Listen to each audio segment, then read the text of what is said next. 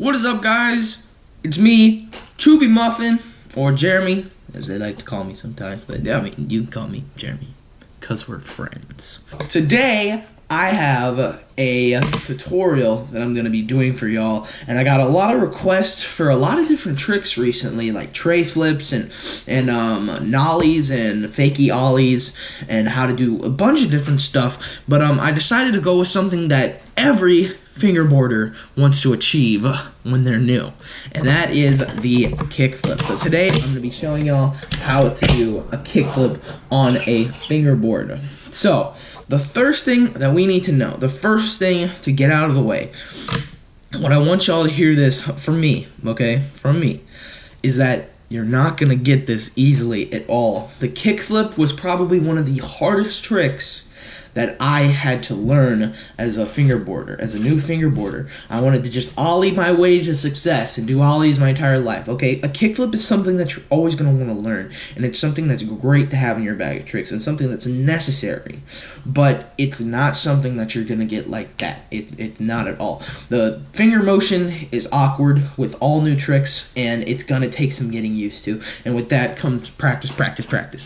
So watch this video a couple times if you need to. Watch the slow-mos a bunch. I know they help a lot. Just make sure to really study how I'm doing it, really get your finger motions down, and really see exactly how I'm doing it. So, the first step, we're going to learn about this finger positioning. Now, this is probably standard for most all tricks, but it's going to be right on the tail. And when I'm talking about right on the tail for this back finger, with your middle finger, either if you're lefty or righty, right on the back of the tail, okay? I'm talking about right on the back of the tail. If you're on the grip, you're doing it wrong. If you're right here, like barely on the grip, okay? I'm talking about the middle of this finger, barely on the grip, that's correct. And then this finger, your index finger, is going to be either right behind the bolts or kind of on the front bolts, but depending on the length of your board, because I know I have a short board. If you have a longer board, you're probably going to be somewhere in the middle, and if you have like even shorter board, you're probably going to be all the way on top of the bolts. So I just prefer it right about here. When I naturally put my hand on a board, that's where my fingers want to go, so that's how I do it. So when you're in this trick, to get it clean and perfect every time, which is what you're striving for in the end. For a long time, I did kickflips where I would over-rotate and land with my fingers like that. Okay, that is not at all what you want to do.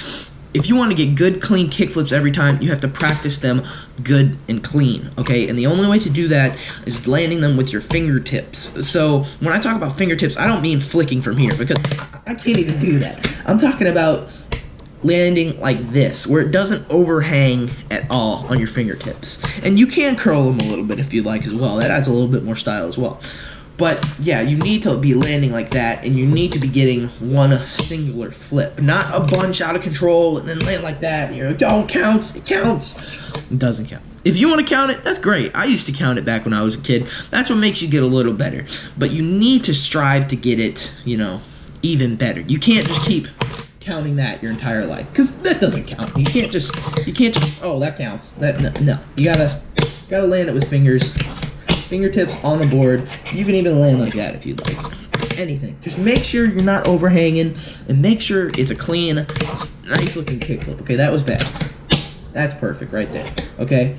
Another issue I always see with kickflips is that you're not popping, okay? So to get this pop, you're gonna make sure you always have that finger right on that tail, okay? Because look how easy this is. All right, now put your finger here. It's harder.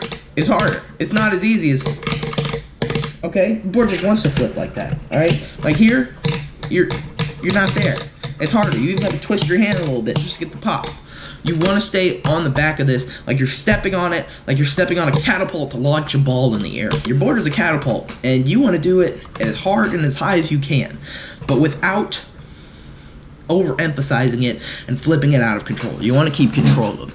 The motion that you're going to want to achieve that is so difficult with a kickflip, and most tricks in general when you're trying to learn a new trick, is you're going to need to know how to bring the board in this motion. So the only way to do that is to slide your fingers off the board to that side that you want to rotate. For a kickflip, you're sliding your fingers off the deck that way. And for a heel flip, the other way. For a tray flip, you know, you have to always slide it off the board the way you want it to rotate. And another thing I recommend is never do kickflips in front of yourself, because then you're just limiting the range of motion of your wrist. You can't really flick as well. Make sure you're doing it like way off to the side of you, where you have a lot of run-up room and a lot of, you know, room to catch it as well. I've been doing a lot of silent kickflips recently. I don't know why, but it's not a good habit to have. So it's like, listen. You see how there was no pop on that? There's no pop at all. Never have silent kickflips. You want to make sure you hit that tail every time you hear that tail, because that's what gives you the control. I don't know why I've been doing silent kickflips. So when it comes to the actual rotation and the motion of your fingers off the board, it's not like skateboarding. It's not like you literally drag your finger off the board, you know, and it makes that rotation. It's more like a slide.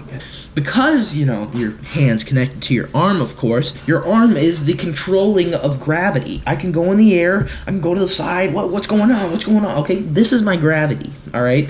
A fingerboarder's arm is their gravity, so you can manipulate and influence it however you want. This is not possible in skateboarding, but with my gravity, I can do whatever the hell I want. So when you're flicking it off there, you're not just dragging your foot, you're sliding your hand off to go down this way. So the angle that you're gonna wanna be taking is, I'll use a straw, all right? Here's your fingers normally, just sitting on top of the board, right? This is the angle that you want to be taking with your fingers. You want to flick it off right to that side. Right there. From the tail, okay? Right there. You just want to drag your fingers along that line. If you need to, kind of like put a little indentation in your tape. I'm not even kidding, okay? Put a like little piece of tape, like I'm talking about a little strip of tape on top of your board. Just so you'll know that you need to flick off to that side. Because if you're flicking off to the front, it's not going to give you any control. But if you flick off in that straw line, just like that, if you flick your fingers off just like that, you're going to get that rotation every time. 100%. And as you can see a lot, my finger kind of goes up in the air when I flick it. That's because when I pop it, I'm coming off the board like that, and I kind of just keep it in the air, and then I catch it. So make sure that you keep it above it, but not like, you know, in the sky.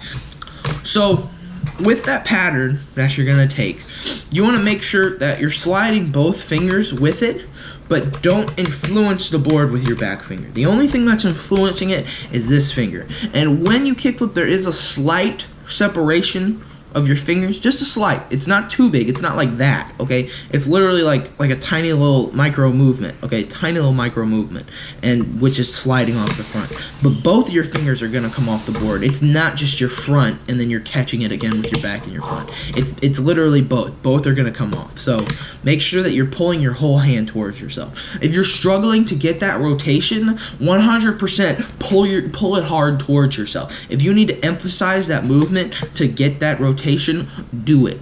As soon as you get that rotation, you're gonna know exactly why you're doing it right now. So I'm gonna go to the slow-mo now, so you guys can analyze it all you want. And yeah, I'm gonna have it from a bunch of different angles. So here we go.